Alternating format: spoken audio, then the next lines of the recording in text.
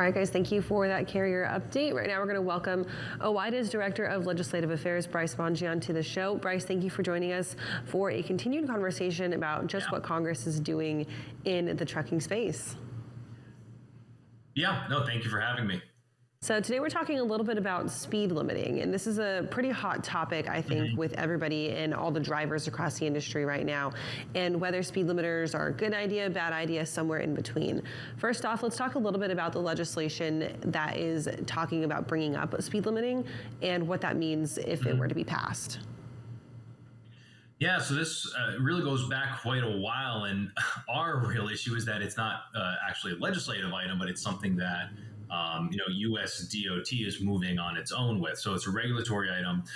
Back in 2016, FMCSA started the process of a speed limiter mandate, but that went away under the Trump administration, but now we're seeing it revived again. So really about 2 months or so ago, we saw DOT basically say, we're starting this process up and we're looking for more feedback. So where it stands right now is they're reopening that 2016 speed limiter mandate, which is looking to have a one size fits all across the board speed limit for commercial motor vehicles.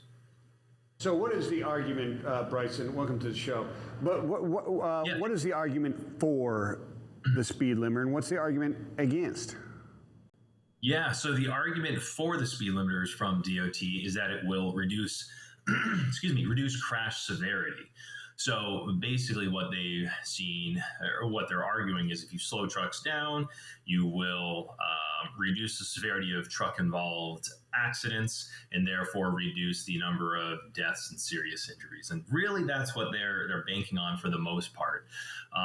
What's against it is a whole lot. We know that decades of research have shown that when you create speed differentials between trucks and passenger vehicles, you end up increasing the crash risk. So as you can imagine, in a place like, let's take Texas, for example, where you have speed limits of 80 miles an hour, speed limiter mandate looked at anywhere from 60 to 68. So you'll have trucks going anywhere from 12 to 20 miles an hour slower if everyone's even obeying the speed limit. So we strongly believe a speed limiter mandate would make things less safe by increasing the number of crashes.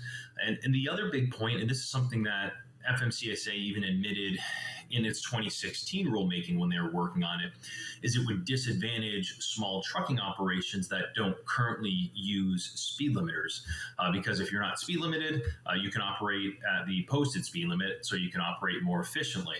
So if everyone across the board is required to use them, it would eliminate a competitive advantage that many of our members have, because we know that a lot of large fleets use speed limiters as a fleet management tool, or they view it as a safety tool. So there's a safety component, there's a competitive advantage component for our members, for small business truckers, and then another thing we don't have to get into too in depth, but supply chain concerns. We're thinking that if you're going to slow thousands of trucks down, you're not going to be able to move the same amount of freight in the same amount of time. So a whole host of problems.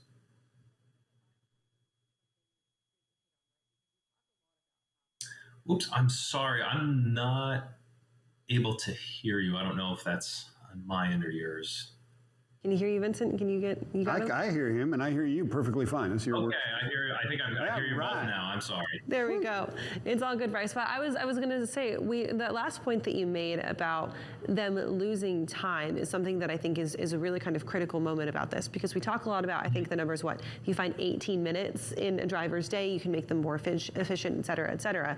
And they're already kind of stretched thin on their hours of service regulations. And so if you reduce their speed limit, they can't operate as efficiently within those hours of service regulations.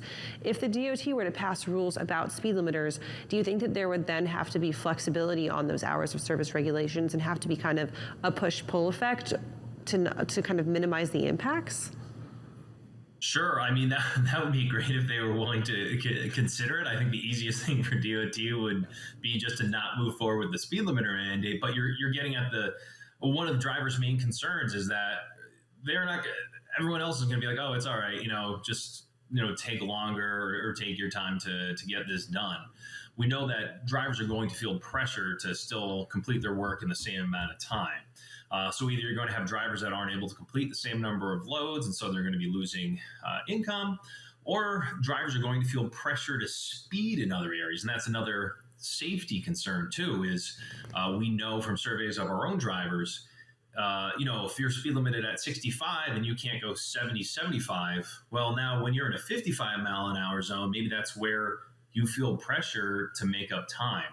And so, I think it's extremely unlikely that DOT would ever consider doing something like you're talking about, but you're getting at the point of this is just creating new challenges for drivers, and you're not improving safety. You're just kind of shifting the burden elsewhere. And again, like with so many other things, it falls back on drivers to have to deal with all of this. Yeah, I mean, you bring up a great point, Bryce, and it sounds like somebody forgot their physics 101 when they try and think that slowing the vehicle down is less severe crash. There's not a huge difference between 75 and 70 miles an hour in the impact. And as you just pointed out, it's the differential in the speed. So if if you're at 60, can't do 70, but you can do 68, or you can't do 75, but you can do 68, that's not a big as difference as you doing 65 and a 45. That's a much more severe crash. Exactly. It's not going to affect anything that they want it to affect, is what it sounds like to me. Right, exactly. And this is another case where I think everyone's trying to operate, not everyone, regulators are operating in some kind of perfect theoretical world where they're looking at the numbers, but talk to drivers and that's what they're going to experience. They're going to feel pressure in place with lower speed limit, work zones, things like that. That's how it's going to would likely play out. Yeah. So Bryce, this proposed rulemaking is one of the ones that is up for comment right now, and I'm sure that it's gotten a lot of comments from industry stakeholders. Yes. But I'm also interested in the take from, can people who are just like normal, regular, everyday drivers provide comment on this too? Because I'm sure there would probably be a lot of perspective from people who are making interstate commutes saying, if I'm doing 70, why would I want to be around trucks that are doing 15 miles an hour slower than me, right? Sure. Yeah, exactly.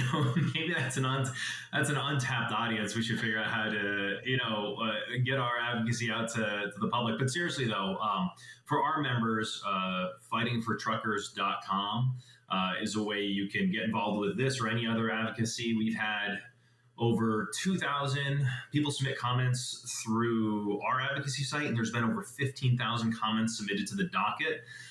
So regulations.gov is for any time anyone's looking to submit comments. So sure, if you're a member of the public who doesn't want to be stuck behind a speed limited truck, please log on there. You can find FMCSA's regulation on speed limiting devices and put your thoughts in there.